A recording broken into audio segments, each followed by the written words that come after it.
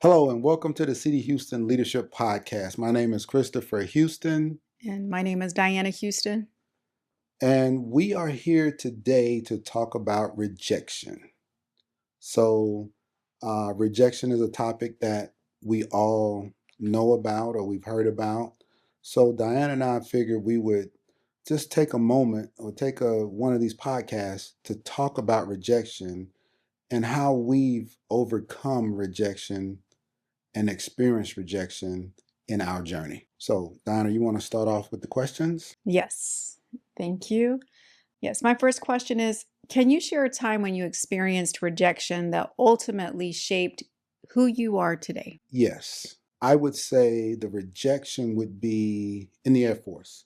So it took me 10 years to figure out the Air Force. You see, I wasn't really one of those young people who listened. So it took me a while to figure out the Air Force. It took me a while to find a mentor. And I'm going to take some responsibility for it because I wasn't really approachable. So a lot of the people who may have tried to mentor me, I ignored them. So it took me about 10 years to figure it out. Now, on the flip side, it only took me about 10 months to figure out civilian life.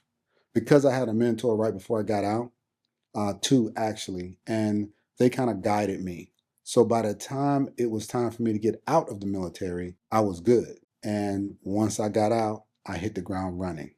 You know, I finished degrees, I got several positions, which ultimately led me to the position I'm in today. When you ask, can you share a time when you experienced rejection? That's what I would call it. You know, that was a time that I experienced rejection, and it ultimately shaped who I am today. And there was a quote I saw, and it said, rejection is my resistance training. Every no is a weight on the bar, and adding weight is the only thing that's ever made me stronger. So that's what I think about rejection. Okay, thank you. Thank you for sharing that personal story. That same question applies to me, and I have learned over the years that rejection has changed my perspective. And also, rejection has taught me perseverance. I'll share a quick story where rejection actually shaped me at a young age. I tried out for a cheerleader 5 times in middle school and high school combined. I didn't make the cheerleading squad each time.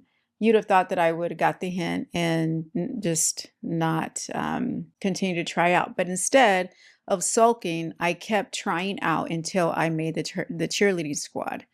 So my junior year, I made the team, and then my senior year, I was able to be that cheerleader. Looking back at that, I realized that rejection wasn't defining me; it was developing me. What I learned in with trying out each and every time, although I didn't receive the outcome that I thought I was going to receive, it taught me perseverance. And it taught me to just keep on going over and over and over, try again over and over and over. Once I did, then I realized how important that was just to continue to try until I made it. Question number 2, looking back, was there a rejection you now see as a blessing in disguise? Yes, after retiring, my first corporate job was with a company called Pinnacle Entertainment. I was a corporate IT manager, and it was a great job. So the way it worked was my director was my immediate supervisor, and then her boss was the CIO. So we would go to lunch all the time, and we would talk about what was going on with the IT across the company. And so I got a chance to actually sit with a CIO, my first corporate job. And it was great because that was my goal at the time. My goal at the time was, hey, I want to be a CIO. And I was thinking, man, I have this position. I'm only 2 spots away from the CIO. So I have a shot, not today, not tomorrow, but I was thinking, maybe 8 years down the line, I had a shot at being a CIO. Well, after talking to the CIO at those lunches and her explaining to me exactly what the CIO job was, which was basically, I'm not going to call it a salesman, but it kind of sounded like that because she said she had to sell the benefits of IT to the board because it was a publicly traded company. There was only so many funds to go around for support functions, IT being a support function. She would be in the meetings with the person that was over marketing, the person that was over sales. These individuals were in the meetings and they were like, hey, if you give us this much money, the return on return on investment would be this. Marketing was like, well, if we run this marketing campaign for $2 million, then we're going to get a ROI of this. So she had to actually sell the benefits of IT and somehow fit the return on investment into that. Well, I said, man, that sounds like a tough job. And at that point, I was like, maybe I don't want to be a CIO, because a board mainly looking at one thing, how the IT investment is looking for an immediate ROI, it just doesn't work that way. That's when I was first introduced to project management as well. And the project manager, his office was right next to mine, so we would talk all the time. So once I talked to him for a little while, and about a year and a half, I said, oh yeah, I want to go in this lane. That was good. And at that point, the way I thought about it was, rejection, it isn't a slam door in your face. It's a door you were never supposed to walk through. So that's the way I looked at it. Maybe I wasn't supposed to walk through that CIO door. I'll walk through this project management door, and that served me ever since. It's a good story. Thank you for sharing that story with me. The third question. I'm sorry. I'm jumping right ahead. Answering the question, looking back, was there a rejection you now can see as a blessing in disguise? Yes, there were opportunities that I desperately wanted that didn't work with my career, with relationship. At that time, I couldn't understand why. I learned over the years, God's rejection is God's protection. So there had to have been a reason why He didn't allow me to go through, why God didn't allow me to go through the things that I wanted to go through. I've learned that closed doors create a better path. It just clears the way of where I'm supposed to be. So I do value God's rejection as it is my protection. Question number 4, how did rejection affect your confidence and what helped you rebuild it? Okay, this is kind of an easy question for me. I never had a problem with confidence. It's not me. My mom and dad kind of took care of that for me. You see, my mom, she would always call me handsome, right? She would say, you're so handsome. And then she said it so much when I was little, I thought that's what my name was, handsome. So, and my dad, he would always tell me how smart I was. He would say, man, your grades are good, and when you go to school, it just seems like it's easy for you. He was like, man, you're so smart. He would just say, you're so smart. So by the time I got older, I had that built-in confidence, and almost to the point where sometimes it may have looked like a little bit of arrogance, but it was just being around positive parents for all those years. So confidence is built by the reps nobody has watched. What that means is, yeah, I was confident. Yes, I made the high school basketball team. For me, that was a win. That kind of helped my confidence. One thing about the military, I know I talked about those first 10 years, but one thing about the military, the one thing I did know was my job. So I excelled at being able to repair IT systems and radar systems and anything technical. I excelled at that. My attitude was a different story. So that gave me confidence, being one of the people who was called on as far as fixing something, as far as going to a class, coming back and teaching people what I learned in a class. So that gave me confidence as well. It wasn't really arrogance. It was just a lot of confidence, a lot of wins, my mom and dad teaching me. So that's why I get confidence is built in the reps nobody watched. Arrogance is faked in the reps that never happened. So my confidence was high, but it wasn't arrogance. That's good. Thank you for sharing that. So for me, how did rejection affect my confidence and how did I rebuild it? I would say my confidence was shaken initially with rejection. I did question my abilities. I relied on external validation, which is dangerous.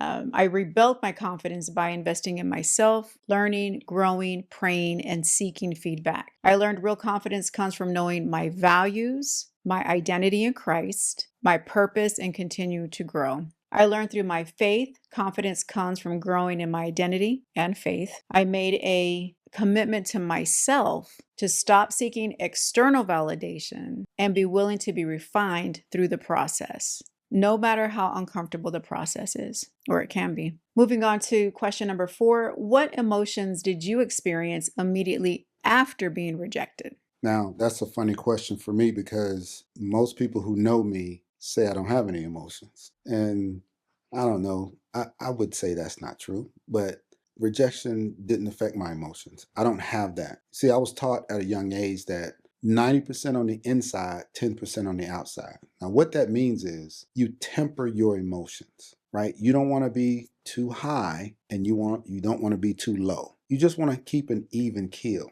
Anytime I ran into rejection, it didn't really bother me because I still had to keep my emotions at a certain level. Whether it was a failed project, not being selected for promotion, any rejection in my life, it was three things that I did. One, I think about what could I have done better. The second thing is, could I have prepared more? And the third thing is, what's my next goal? And if you notice, those three things are all pointed back at me, right? So with everything pointed back at me, I have no time for emotions.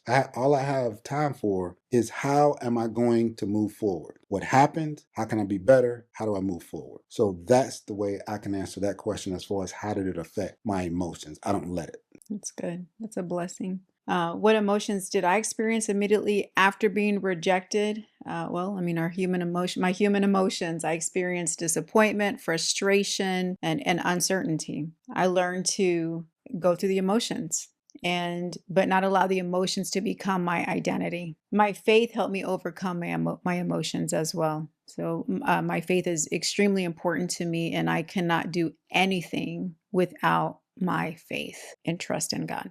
Number 5, how do you separate your identity from someone else's opinion of you? Oh, that's another good one. I think Les Brown said it best. Someone else's opinion is none of my business. I don't give anyone that much power over me. When you let someone else's opinion affect you like that, just think about it as them having power over you. And I don't want that. So here's the thing. If someone's opinion of you can put you on cloud 9 and get you up here, then that opinion, if it's negative, will almost put you in a depression. Right. So once again, if you think about the 90-10, it goes with that as well. I don't really, if someone says, hey, Chris, you're great at something, I'll say thanks. And I remember I got offered the administrative officer job in TSA. And that's a GS-14 job. So it's a high level job. The deputy called me into his office, and he was like, hey, Chris, I got to talk to you about something. And he calls me in, and it was one of those things where he said, hey, we just want to tell you that you got the job. I said, oh, thanks. And he was like, that's it? I'm like, yeah, I mean, thanks. I appreciate for the opportunity, and I'm going to do the best I can in this position. And he was like, man, I thought you'd be happy. I thought you, be like doing a cartwheel. I said, well, no, I'm just not like that. If you worry about what people think of you, it's because you have more confidence in their opinion than you have in your own. I listen to my opinion more than I listen to anybody else's opinion of myself. Yeah, that's good. That's something that I learned from you.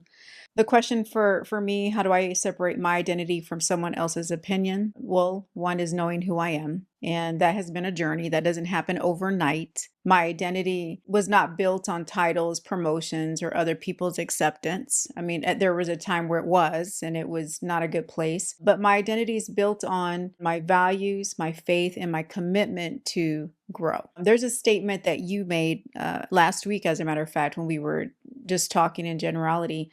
And you had said, knowing who I am has served me well. That's a blessing, because when you do know who you are, you don't pay attention to the noise, to people's opinions or what their negative feedback is. And it keeps you balanced. You're not high, you're not low based on what people think of you. You do the work as far as knowing who you are through assessments or personality tests, or you just learn more about who you are. And it makes it easier when you're making decisions because it's clear decisions. And once you make the decisions, you don't go back and forth, you don't waver, you make the decision and move on because you know who you are, and also, your identity in Christ, you know who you are. I learned every closed door taught me resilience. Every disappointment deepened my character. I would always, anytime there was some type of rejection, the first thing would be like, what's wrong with me? But later it was like every disappointment deepened my character. Initially, dealing with rejection, it hurts. There's doubt, but in that doubt will teach security. In that situation, the questions, am I not good enough? Why didn't I get selected? It just deepens my character. It has helped me more than I can even imagine. Now, when I'm rejected, I pay attention to my responses. And the reason why is because the response is telling me a story. Like, what am I coming to agreement with? What am I believing? Why is that person's opinion more valuable than my opinion? What is that? I will go down the journey and figure it out as to why my responses may be anger or just doubt, but I will sit in that for a minute and just want to explore, where did it come from? And how do I adjust? And what's my self-talk like? What am I telling myself? And through the years, I've just learned to pay attention to what my opinion is, and um, and release the power from others, and stop giving them the power of saying who I am, and or who they think I am. But that has been a way to overcome. I've learned to appreciate rejection. Rejection has always caused me to look at myself and also point me to my Heavenly Father. And it lets me sit at His feet and ask Him, who am I in Him since He created me? That gives me the power back instead of allowing someone else to have the power over me. That completes our questions. Thank you so much for answering these questions. Hey, you guys have been listening to the CD Houston Leadership Podcast. Thank you guys for listening. My name is Christopher Houston. I'm Diana Houston. Thank you very much. Good night and God bless. Peace.